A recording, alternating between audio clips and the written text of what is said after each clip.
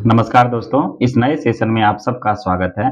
दोस्तों, इस सेशन में हम बात करेंगे जो बीएसएससी के द्वारा जो एक विज्ञापन जारी किया गया है, जो प्रखंड सांख्यिकी पदाधिकारी के लिए या अवर सांख्यिकी पदाधिकारी के लिए, उनमें सबसे बड़ी एक जो कन्फ्यूजन है, वो है हमारी योग्यता को लेके कि कौन से सब्जेक्ट वाले उसमें फॉर्म फिल अप कर सकते हैं। काफ़ी सारे मैसेज आ रहे हैं और मैंने कल एक वीडियो किया था, उसमें इन चीज़ों को रेज़ किया था, उसके बाद काफ़ी सारे कमेंट हैं।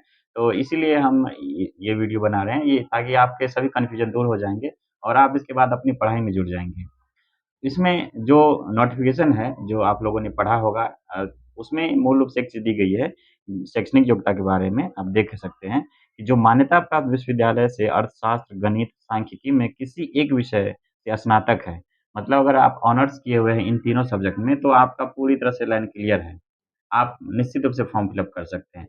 उसमें 2 क्लॉज़ दिया गया है, एक तो पास कोर्स दिया गया है, ठीक है? और दूसरा है कि एक सब्सिडियरी सब्जेक्ट हुआ है। ये 2 जो चीज़ें हैं, इन्हीं चीज़ों को लेके कन्फ्यूजन है। कई लोग बीए किए हुए हैं, बीएससी किए हुए हैं, बीटेक किए हुए हैं, बीकॉम किए हुए हैं, तो किस तरह के जो एस्पिरेंट है इसमें फॉर्म फिल अप करेंगे, सबसे कन्फ्यूजन यही है।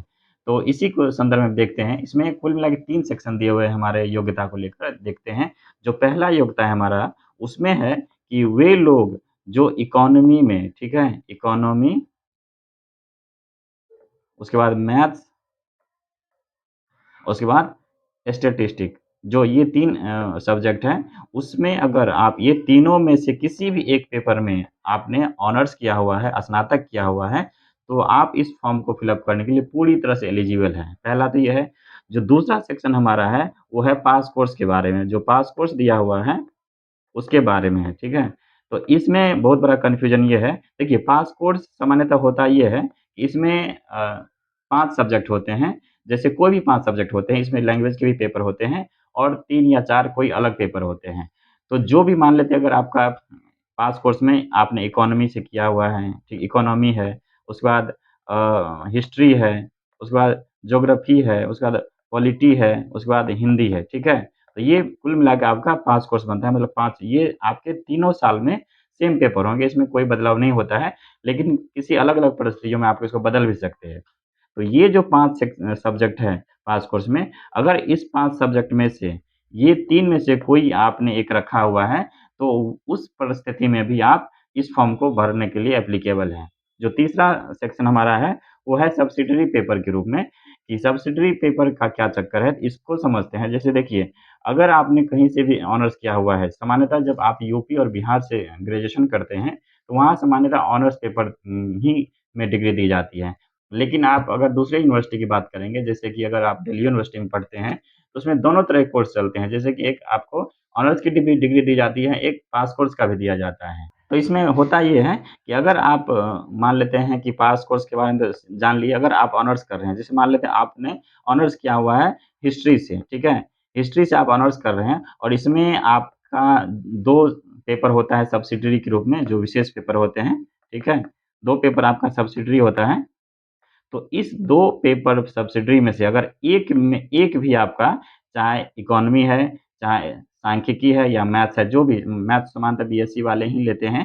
तो अगर आपने ऑनर्स किया हुआ है किसी भी पेपर से, चाहे हिस्ट्री हो, ज्योग्राफी हो, पॉलिटी हो, संस्कृत हो, मैथिली हो या जो भी चीज़ें हों, अगर उनमें से एक पेपर आपका सब्सिडियरी पेपर के रूप में इकोनॉमी है या स्टैटिस्टिक है, तो भी आप फॉर्म फिल अप करने के लिए एलिजिबल हैं। तो आई होप कि आपका कन्फ्यूजन दूर हो गया होगा। जो पास कोर्स है उसमें 5 सब्जेक्ट होते हैं, 5 सब्जेक्ट में से ऊपर के जो मूल सब्जेक्ट है इकोनॉमी, मैथ और स्टैटिस्टिक, इन तीनों में से कोई भी एक पेपर होना चाहिए। उसके बाद जो आपका सब्सिडियरी पेपर की बात होती है, जो सबसे बड़ा कन्फ्यूजन पॉइंट है, उसमें से भी अगर 2 साल तक कम से कम आपका पेपर रहा हो, तो आप ये 3 पेपर इकोनॉमी, मैथ्स और सांख्यिकी, तो इन तीनों में से कोई एक पेपर सब्सिडियरी के रूप में रहा हो, तो भी आप फॉर्म फिल अप कर सकते हैं। बीटेक वाले की जहाँ तक बात होता है दोस्त, बीटेक वाले और बीकॉम के लिए बता देते हैं कि जो बीटेक होते हैं ना, बीटेक सेमेस्टर वाइज़ चलता है, सेमेस्टर प्रणाली इसमें लागू होती है। इसमें हर 6 मंथ पे अलग सेमेस्टर में सब्जेक्ट बदल जाता है। तो 1 साल तक या 2 साल तक कोई भी जो सब्जेक्ट होते हैं सामान्यतः वो नहीं रहते हैं। जो लोग बीटेक किए हुए होंगे उनको बहुत अच्छे से और डिटेल से पता होगा। तो उसमें ये सारा कॉन्स्टेंटली नहीं रहता है, ये कोई इसमें से सब्जेक्ट, ख़ासकर मैथ ही रहेगा उन लोगों के पास, तो ये नहीं रहता है, इसलिए वो इसमें नहीं फॉर्म फिल अप कर सकते। उसके बाद अगर बीकॉम की बात करेंगे, बीकॉम की जो है, उसमें अगर आप पढ़ते हैं, बीकॉम किए हुए हैं, तो बीकॉम में होता ये है, उसमें से कम एक पेपर इकोनॉमी या आपका सांख्यिकी ज़रूर होता है, स्टैटिस्टिक्स जो होता है, वो ज़रूर होगा। तो बीकॉम वाले तो निश्चित रूप से ही भर सकते हैं और बीटेक वालों के लिए ये कन्फ्यूज़न है। अगर आप देख लेंगे कि ब काफ़ी सारे ब्रांचेज़ होते हैं इसमें, काफ़ी सारा स्ट्रीम होता है बीटेक में, तो उसमें से अगर आपका मैथ्स आता है, मैथ्स पेपर आपका है, तो आप देख सकते हैं अपना डिटेल्स में आके, नहीं तो समानतः इसी तरह के फॉर्म फिलअप होते हैं। इन शॉर्ट हम कह दें कि इकोनॉमी, मैथ्स, स्टैटिस्टिक्स वाले मूल रूप से भर सकते हैं।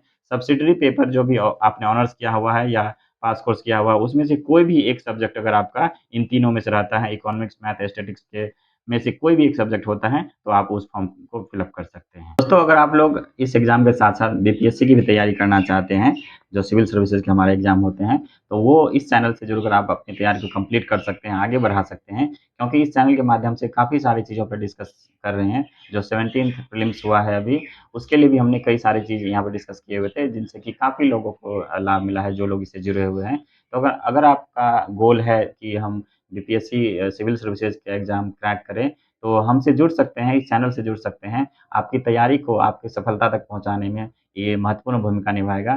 तो आप लोग अच्छे से पढ़ाई करते रहिए। जो भी कन्फ्यूज़न था बीएसएससी के फॉर्म फिलअप को लेकर, आई होप कि वो आपके क्लियर हो गए होंगे।